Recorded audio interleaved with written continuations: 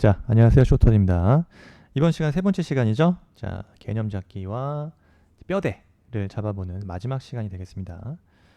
자, 제목은 국가를 상대로 손해배상 청구하자라고 잡았습니다. 행정작용이요, 여러분. 합법적이든 간에 위법적이든 간에 자, 그로 인해서 국민이 손해를 입게 되면 국가는 적절한 변상을 해줘야만 합니다. 개인의 토지가 공공적 목적을 위해 필요한 경우 국가가 이를 강제 수용하기도 하죠. 이는 심각하게 개인의 재산권에 대한 위협이 될 수도 있습니다. 이렇게 강제 수용이 된 경우에는 국가는 정당한 보상을 해줘야 하는데요. 나아가서 국가가 여러분 위법하게 개인의 권리를 침해한 경우라면 당연히 개인이 입은 피해액 전부를 배상해 줘야 합니다. 그 외에 배상액에는 여러분 직접적인 손해에 대한 배상액뿐만 아니라 일시이익과 같은 간접적인 손해에 대한 배상액과 위자료도 포함되는 거죠. 그래서 이번 시간에는요. 자, 행정상 손실보상과 손해배상에 대해서 살펴보도록 하겠습니다. 국가의 공권력 작용으로 인해서 여러분 손해를 입은 경우 그 보상을 받는 절차가 바로 국가보상제도입니다. 여기에는 합법적인 공권력 작용으로부터 발생한 손실을 보상받는 절차와 위법한 공권력 작용으로부터 발생한 손해를 배상받는 절차가 있는데요. 전자가 바로 행정상 손실보상 절차이고요. 후자가 그 행정상 그 손해배상 절차에 해당합니다. 자, 손실보상부터 살펴보면요. 토지의 여러분 공공수용은 자주 우리 주변에서 일어나는 일이죠. 최근에 이제 인천이나 GTX 들리는 거죠. GTX. 과 같은 고속 전철을 건설하거나 뭐 수도가 이전된다거나 댐 건설을 위해서 대규모 토목 공사를 실시하게 되면 그에 필요한 토지를 확보하기 위해서 토지를 매입해야만 하지만 강제 수용을 하는 경우가 적지 않습니다. 그죠? 심지어 여러분 아파트 단지를 조성하기 위한 강제 수용도 있죠. 뭐 4대강과 같은 그 어떤 개발과 관련해서 주변 토지가 수용되기도 하는 거죠. 국가는 이러한 공공사업에 필요한 토지를 확보하기 위해서 토지 소유자와 개별적으로 협의를 하기도 하고요. 그러한 협의가 원활하게 이루어지지 않는 경우는 강제 수용을 하기도 합니다.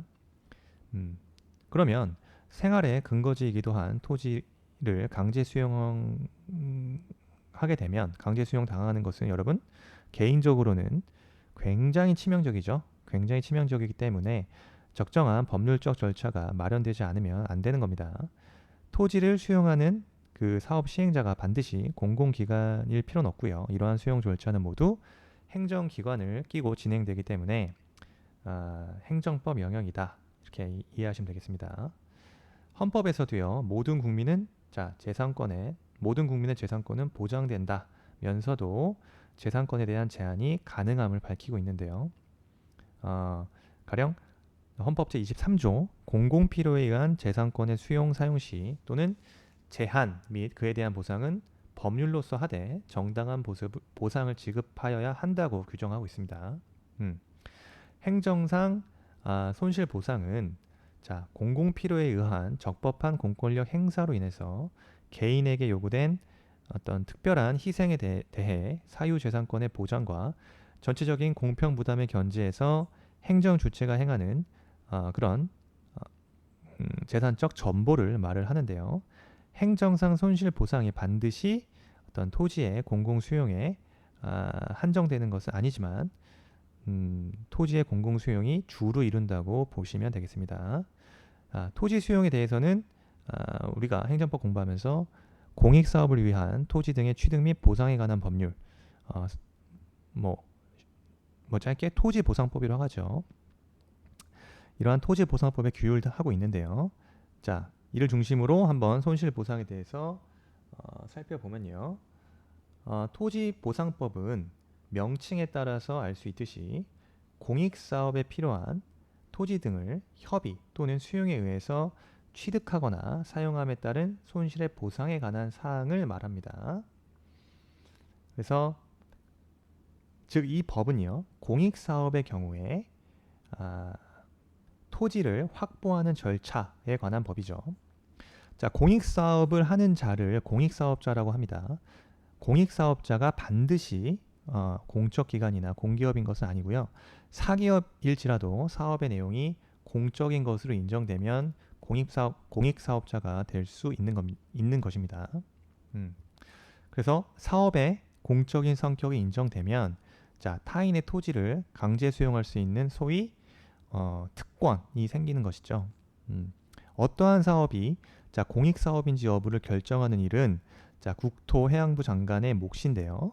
공익사업 인정을 남발하게 되면 국민의 재산권이 심각하게 침해될 수 있기 때문에 이러한 결정을 관료에게 맡기는 것에 대해서 비판적인 견해가 적지 않습니다. 말하자면 공익사업에 해당하는지 여부에 대한 판단은 좀 더 객관적이고 공정한 기관에 맡기는 것이 필요하다는 취지의 견해인데요. 아무튼 현행법은 그렇게 규정되어 있습니다.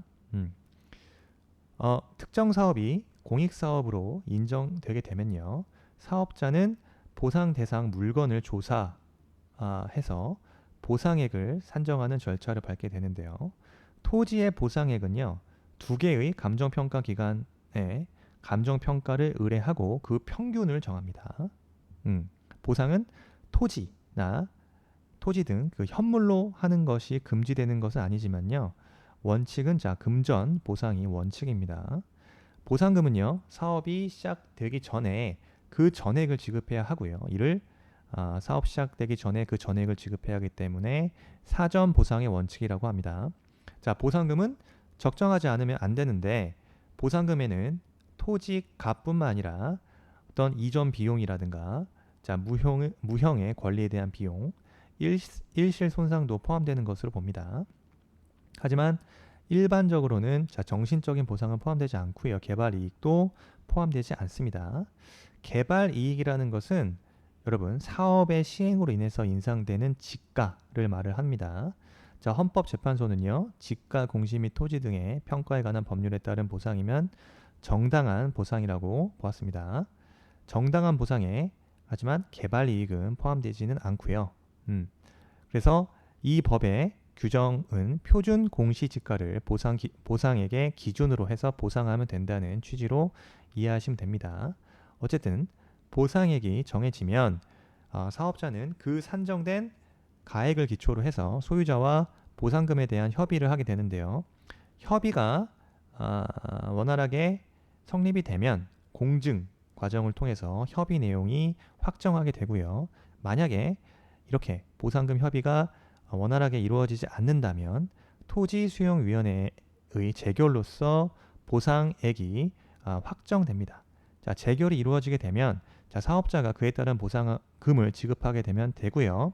만약에 토지 소유자가 그 보상금 액수가 마음에 안 들어서 보상금을 거부하면 사업자는 보상금을 공탁하게 되는데 그로써 토지 소유권이 사업자에게 귀속되게 되는 겁니다.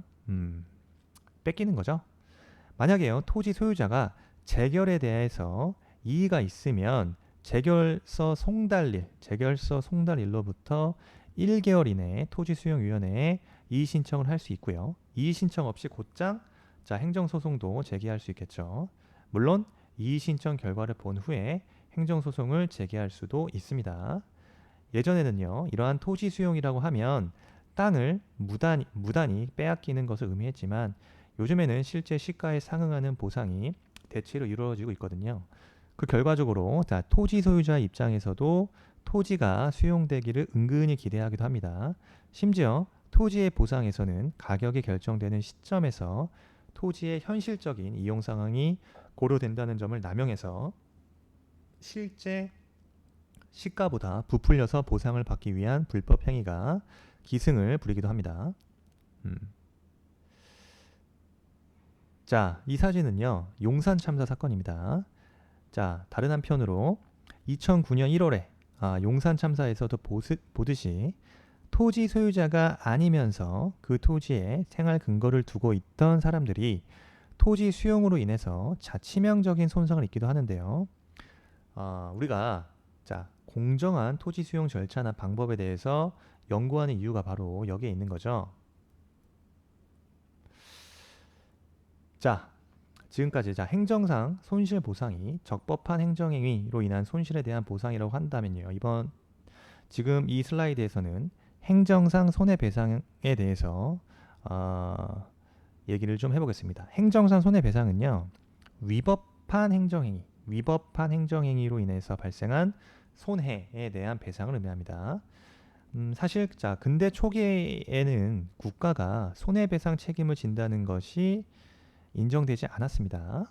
국가는 추상적인 존재이기 때문에 위법 행위를 할 수 없다고 보았기 때문입니다. 설사 공무원의 위법 행위로 인해서 국민이 손해를 입더라도 그것은 공무원의 과실뿐 국가가 책임질 일은 아니라고 보았던 겁니다. 그런데 공무의 집행 과정에서 발생한 손해에 대해서 공무원 개인에게만 책임을 지는 것은 부당하고요. 공무원 개인인 공무원 봉급이 뻔하잖아요, 그죠? 공무원 개인의 자력으로 충분한 손해배상이 이루어질 수는 사실상 불가능합니다. 그렇기 때문에 점차 국가가 직접 책임을 져야 한다는 이론이 발달하게 된 건데요. 이처럼 공무원의 위법 행위로 인해 국가가 손해배상 책임을 지는 것에 대해서는 국가배상법이 규율을 하고 있습니다. 국가배상법상의 손해배상을 받는 방식은 첫 번째, 소송을 통하는 방식과 배상심의회를 통하는 방식이 있는데요. 국가배상법 제2조에 의하면요, 공무원 또는 공무를 위탁받은 사인 이 직무를 집행하면서 고의 또는 과실로 법령을 위반하여 타인에게 손해를 입히면 그때 국가나 지방자치단체가 국가배상법에 따라서 그 손해를 배상해야만 합니다. 행정작용으로 인해 손해를 입은 국민이 이 법에 의해서 손해배상을 받게 되는 거죠. 말씀드렸듯이 국가는 물리적인 실체는 아니지만 공무원이 직무 과정에서 위법 행위를 해서 국민에게 손해를 끼친 경우 국가가 손해배상 책임을 진다는 것이 바로 이 국가배상법의 취지인 것입니다. 국가배상법상 공무원이란 반드시 공무원 신분이 있는 사람을 말하는 것은 아니고요. 공적인 과업을 부여받아서 일하는 사람이 모두 공무원에 포함됩니다. 예를 들어서 모범 택시 운전사가 경찰과 함께 교통 정리를 많이 하죠. 그 과정에서 타인에게 손해를 입혔다? 그러면 모범 택시 운전사의 위법 행위에 대해서도 국가가 배상 책임을 지게 됩니다. 심지어 교통 할아버지, 그죠? 교통 할아버지도의 과실도 국가배상 책임의 대상이 된다고 보고 있죠, 판례는. 국가배상 책임이 인정되기 위해서는요, 반드시 직무수행 중에 위법한 행위로 인한 손해이어야만 합니다. 따라서 공무원이요, 휴가 기간 동안에 위법 행위를 했다면 국가가 책임질 필요는 없어요. 공무원의 위법 행위에는요, 공무원의 고의나 과실에 의한 것이어야 하고요. 고의라는 것은 여기서 말하는 고의란 결과의 발생을 예견하고 행동했다. 다시 여기서 말하는 고의란 결과의 발생을 예견하고 행동했다는 의미이고요.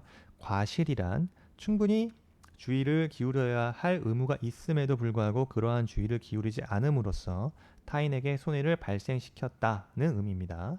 경찰관이 난동을 부리는 범인을 검거하면서 가스총을 근접 발사했는데 가스와 함께 발사된 고무마개가 범인의 눈에 맞아 범인이 실명한 사건에 대해서 국가배상 책임을 인정한 사례가 있습니다. 또한 공무원이 적극적으로 위법 행위를 한 경우뿐만 아니라 소극적으로 해야 할 일을 하지 않은 경우에는 부작위에 의한 위법 행위를 저지른 것이 될 수도 있습니다. 예를 들어서 형사재판의 공판검사가 증인으로서 신변 보호를 요청받았음에도 아무런 조치를 취하지 않다가 그 증인이 공판기일에 법정에서 피고인이 휘두른 칼에 찔려 상해를 입은 사안에 대해서 검사의 부작위로 인한 국가배상법이 죄송합니다. 피고인이 휘두른 다시요. 갑자기? 예.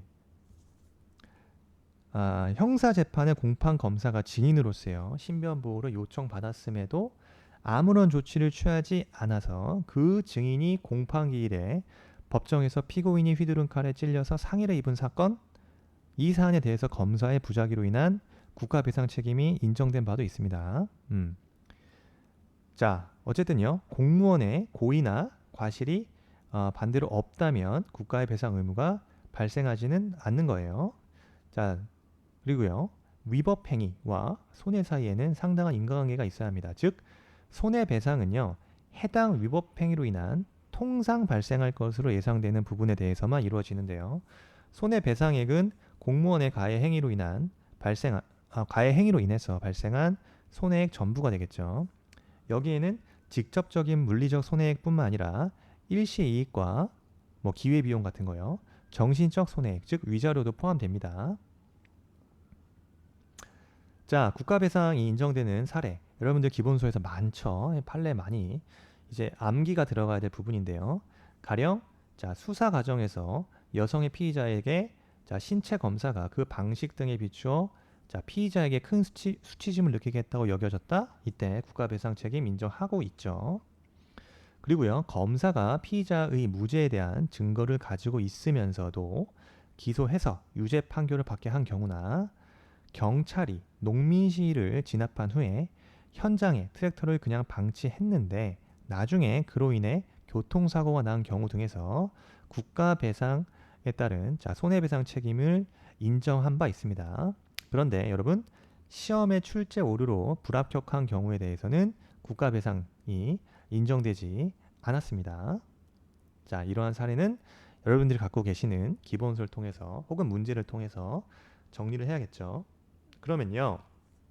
공무원이 직무활동 중 불법 행위로 인해 국가의 손해배상 책임이 발생한 경우 공무원 개인은 어떤 책임을 지게 될까요? 공무원 개인의 책임은 자, 통상 공무원은 그런 손해에 대해서 책임을 지지 않습니다. 다만 공무원에게 고의나 중대한 과실이 있는 경우 자, 국가나 그 금액을 공무원에게 구상할 수 있습니다. 말하자면 일단 국가가 직접 손해배상 책임은 지지만 1차적으로는 국가가 직접 손해배상 책임을 지지만 공무원에게 고의나 중대한 과실이 있다면 국가가 그 금액을 공무원에게 청구할 수 있다는 말입니다. 그렇다면요. 피해를 입은 국민은 해당 공무원을 상대로 손해배상을 청구할 수 있을까요? 자, 판례는 다음과 같이 얘기하고 있습니다. 공무원이 직무수행 중 불법 행위로 타인에게 손해를 입힌 경우에 국가 등이 국가배상 책임을 부담하는 외에 공무원 개인도 고의 또는 중과실이 있는 경우에는 불법 행위로 인한 손해배상 책임을 진다고 할 것이지만 자, 그죠? 블라블라해서 공무원 경과실만 있을 뿐인 경우에는 자, 개인은 손해배상 책임을 지지 아니한다고 해석하는 것이 타당하다. 헌법상 올바른 해석이다. 라고 판시했거든요. 즉 뭡니까? 고의나 중과실이 있다면 공무원 개인에게도 손해배상 책임을 물을 수 있다는 취지의 판례죠. 다만 경과실이 있을 때는 손해배상 책임을 지지 아니한다고 해석하는 것이 뭐다? 헌법 29조에 따른 올바른 해석이다라고 보고 있습니다. 자, 국가배상법 계속 해서 제5조에는요. 도로나 하천 그 밖에 공공의 영조물의 설치나 관리에 하자가 있기 때문에 타인에게 손해를 발생하게 하였을 때에는 국가나 지방자치단체는 그 손해를 배상하여야 한다라고 규정하고 있습니다. 이를 영조물 책임이라고 말합니다. 여기서 말하는 영조물이라는 것은 국가 및 공공단체가 공공인 목적을 위해서 제공하는 인적, 물적 시설을 말하는데요. 예를 들어서 도로나 하수도, 제방, 하천, 호수 등을 말합니다. 이러한 공공시설물의 하자로 인해서 타인에게 손해를 입혔을 때 영조물 책임이 문제가 됩니다. 하자란 건요. 시설물에 대한 결함이 있음을 의미하고요. 자, 시설물의 하자가 반드시 공무원의 과실에 의한 것일 필요는 없고요. 예를 들어서 자, 고속도로에 어떤 사람이 떨어뜨린 수화물을 신속히 제거하지 않음으로써 다른 사람이 그로 인해 사고를 당한 경우 이때 국가는 영조물 책임에 입각해서 손해를 배상하게 됩니다. 또 고속국도 주변의 산이 깎이고 그 흙이 흘러내려서 고속국도를 주행하던 차량을 덮친 경우 그죠? 당연히 국가가 책임을 지게 됩니다. 자, 그렇기 때문에 이러한 영조물 책임은요. 위험 책임주에 입각한 사실상의 무과실 책임이라고 보시면 되겠습니다. 하지만 영조물 책임이 절대적인 무과실 원칙에 입각한 것은 아닙니다. 적어도 국가는요, 공공시설을 제공함에 있어서 통상적으로 갖춰야 할 죄송합니다. 국가는요, 다시 공공시설을 제공함에 있어서 통상적으로 갖추어야 할 안전성을 갖추지 않으면 안 되겠죠. 그리고 국민은 그 목적에 맞게 영조물을 이용한 결과 손해를 입은 경우에 손해를 배상받을 수 있게 되는데요. 공공 건물의 바닥이 미끄러워서 넘어진 경우 국가가 영조물 책임을 지겠지만, 가령 공공 건물에서 불법적인 스포츠를 즐기다가 다친 경우라면 자, 국가가 영조물 책임을 지지는 않습니다.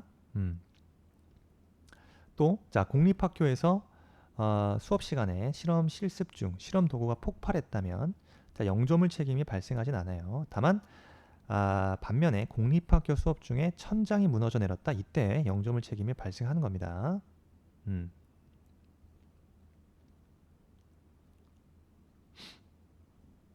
이처럼요.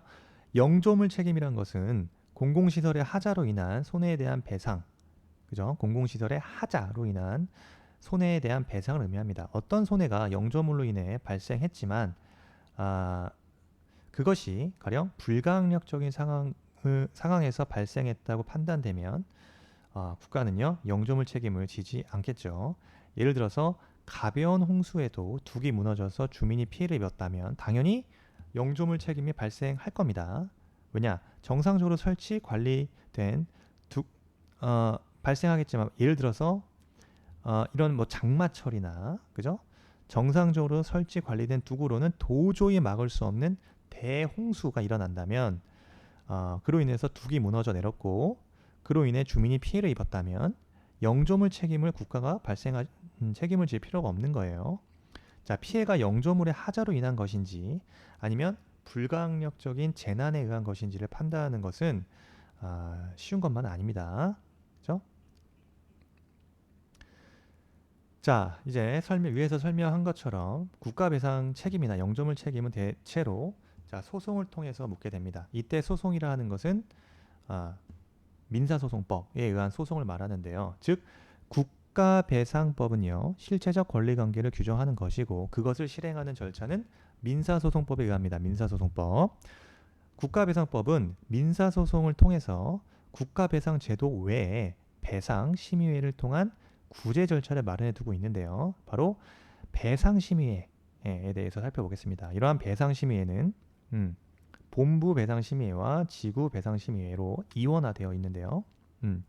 국가작용이나 영조물로 인한 손해를 입은 국민이 배상을 받고자 할 때 국가배상법에 따라 설치되어 있는 지구배상심의회에 배상 신청을 하면 됩니다.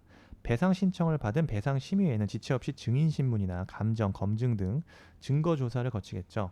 자, 증거조사를 한 후에 심의를 거쳐서 4주 이내에 배상금을 지급할지 말지 배상금 지급 결정 혹은 기각, 각하 결정을 내리게 됩니다. 신청인이 예를 들어서 배상 결정에 의해서 정해진 배상금에 동의를 하면 자, 배상금 지급을 청구하면 되고, 동의하지 않게 되면 본부 배상 심의회에서 이의 신청을 할 수도 있습니다. 이의 신청. 그 결과에 대해서 자, 불복하는 경우에는요. 민사소송, 그죠? 민사소송을 제기할 수도 있습니다. 그죠? 배상심의회에서 이의 신청을 하지 않고 곧장 민사소송을 제기할 수도 있고요. 하지만 배상심의회에 이의 신청을 하는 것이 자, 소송을 하는 것보다 신속하고 간편하게 보상을 받는 방법일 수도 있습니다. 하지만 곧장 민사소송을 제기할 수도 있다.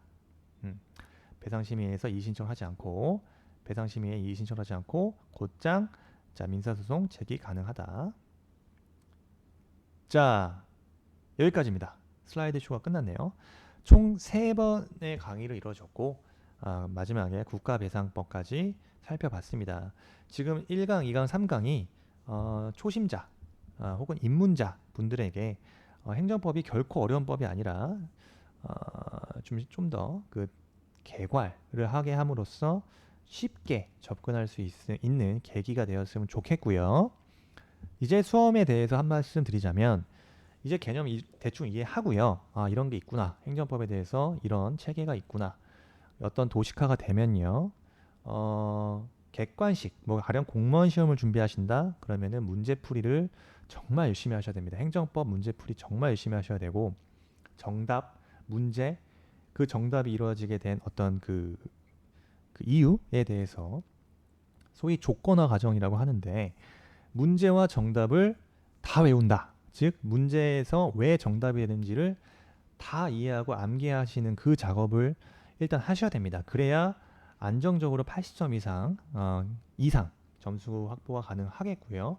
일단 90점이 목표잖아요. 90점 이상으로 가려면 그러한 어떤 기초적인 잘 다져진 실력 위에서 뭐 최신 판례니 법령이니 조금 뭐 신경향 문제니 사례형 문제니 어떤 동형 모의고사를 통해서 조금 점수를 끌어올려야겠죠.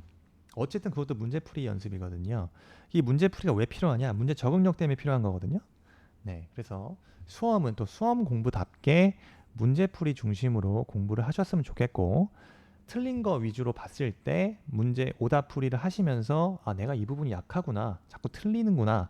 그럴 때 강의를 발췌해서 듣는다든가 기본서를 찾아서 다시 한번 살펴보는 그렇게 역으로 공부하는 방법이 훨씬 효율적입니다. 뭐 기타 많은 공부법에 대해서는 유튜브에도 많이 나와 있는데 공통적으로 이런 말을 해요. 문제풀이에 대해서 정말 기출문제를 정말 철저하게 분석을 하셔라. 쇼터디를 통해서 이번에 합격하신 분들도 많이 계신데 기본서를 보시지 않으시고 쇼터디에서 꾸준하게 90점 이상 점수가 나오셨고 또 시중에 나와 있는 어떤 실전 동형 모의고사를 사서 문제를 풀어보시고 외우시고 암기하셨습니다. 그렇게 꾸준하게 끝까지 문제집을 계속 반복해서 봤기 때문에 합격을 했다고 말을 하시더라고요. 어쨌든요. 행정법 그래도 수험 공부는 너무 또 이렇게 약간 좀 진부할 수 있잖아요. 이번에 개념 잡기, 뼈대를 한번 잡아보는 3번의 강의를 통해서 여러분들이 행정법에 대한 아주 기초적이면서 어떤 백그라운드가 어느 정도 생기셨기를 바라면서 자, 개념 잡기와 뼈대 잡기 특강 이것으로 모두 마치도록 하겠습니다. 자, 수고 많이 하셨습니다. 감사합니다.